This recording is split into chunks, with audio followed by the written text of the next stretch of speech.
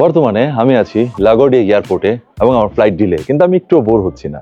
তার কারণ হচ্ছে আমি কিন্তু শুনছি কাব্যিক অডিও বুক।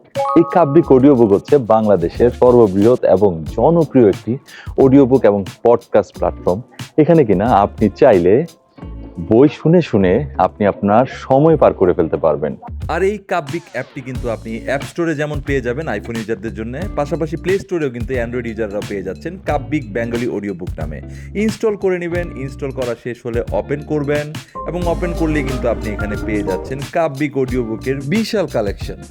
এই কাব্যিক অডিও বুকে আপনি কিন্তু পাচ্ছেন horror, thriller, motivational, classic, religious এবং কিডস সহ বিভিন্ন ক্যাটাগরির ৩,০০০-এরও বেশি অডিও বুক এবং কন্টেন্ট। এবং আপনি কিন্তু চাইলে দেশের বাইরে থেকেও গুগল পে এবং অ্যাপেল পের মাধ্যমে কিন্তু আপনি চাইলে এই কাব্যিক অডিও বুক সাবস্ক্রিপশন কিনতে পারছেন।